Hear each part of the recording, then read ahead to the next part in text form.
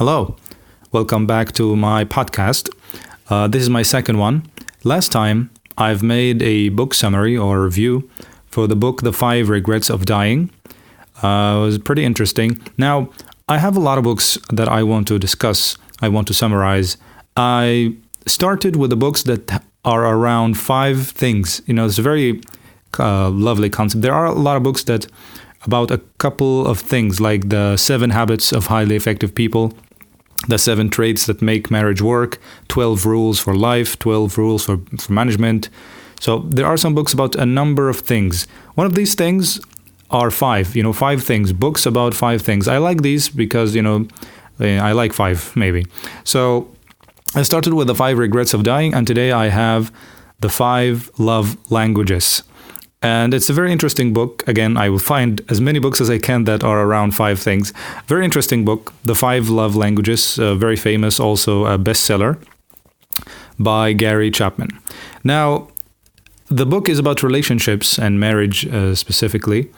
There are a lot of big ideas from this book. The biggest idea is that people speak different love languages.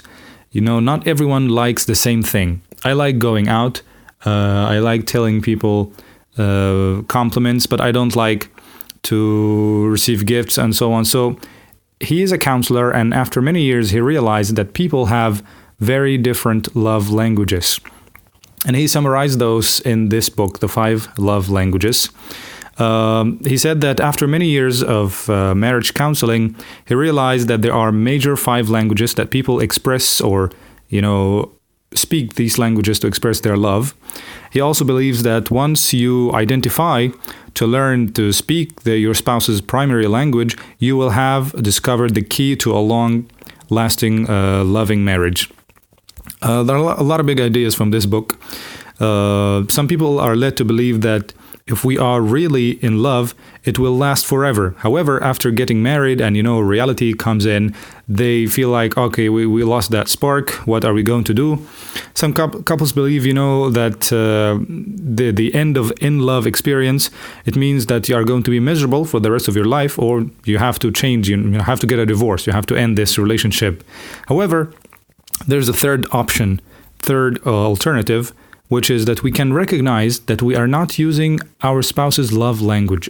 If you are in a relationship and you don't understand your spouse, like he or she don't love you back. You feel this way, but it's not like they don't love you.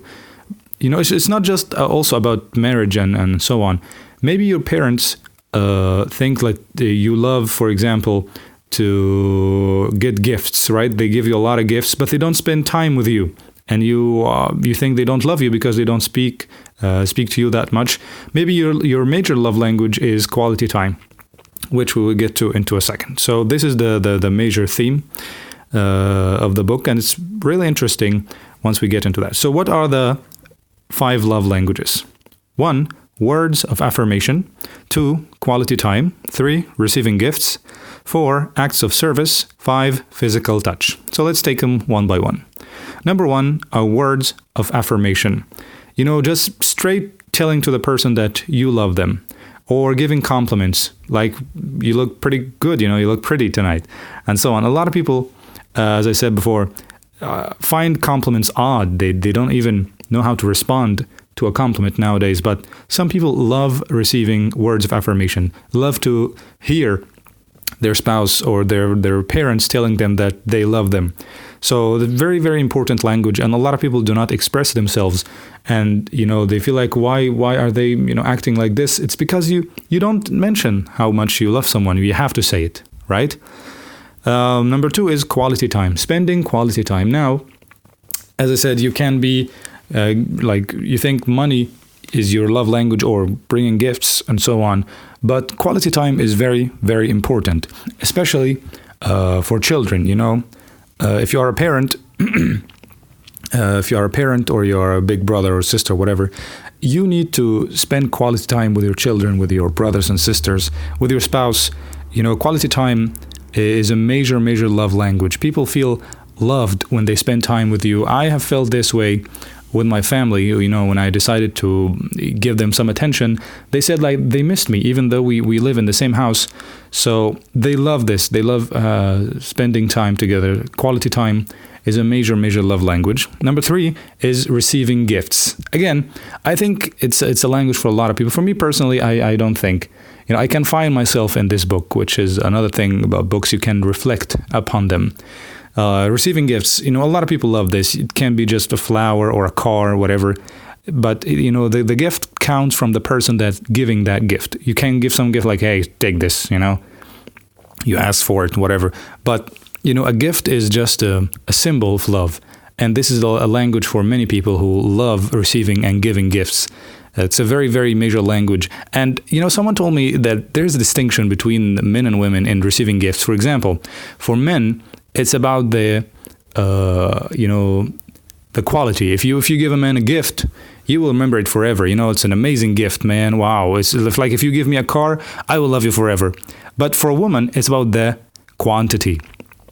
If you gave her a car, well, that's one gift, right? If you gave her a ring, that's another gift. That's 2. But if you give her a flower, it's still just one gift. But maybe it has a big implication, but it's just one thing he told me.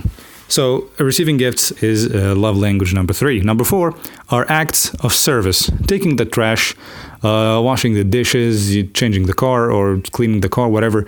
So some people love this type. For me, I think this is my favorite type, is acts of service. Doing something for you that you need to be done. For once, I tried to clean the dishes at my house, and my sisters, for some reason, loved it. Like, they don't remember anything that I've done. Like, what about going out and eating whatever? No. Remember when you did the dishes? What about presents? What about time? No. Remember when you did the dishes? That was cool. So I think a lot of people love doing the dishes. I think men should try it like every once in a while, trying to do the dishes or whatever. It's a very, very important language. The last language is physical touch. A hug or a kiss or whatever. For a lot of people also, the physical touch is a very, very important language. Now, understanding that people have different love languages can tell you why some people express their love by what they feel like it's your language. For example, if your spouse loves gifts, right? This is his or her love language. She will give you a lot of gifts, thinking, oh, you should feel loved because this is her love language. But you might not love this language, or vice versa. Maybe your parents love, spending a lot of time with you, and you love that. But your major language is actually service. You like them to do a lot of things for you, or whatever. So you can flip and reverse that. For example, most of the people who express their love language to you in a way, that's probably their love language. So if someone is always, giving you compliments or word affirmation, that's probably their love language. You should learn something from that. You should try to, accept that compliment and then give it back, or at least, be genuine on giving that compliment. So there's also a theory in psychology that most of these languages are not exclusive. Like, people love words of affirmation, but they don't love gifts, or people love spending time, but they don't like acts of service. The other theory says most people like actually all these languages, but there is a priority. Like, someone loves very much to receive a gift, but after this, he or she love to spend quality time. Like, they have all these languages, but in different order. So see what love language suits you. See how can you express your love to the other people around you. The 5 Love Languages is a very great book. I recommend it. And I hope that you enjoyed it. Thank you very much. And see you next time.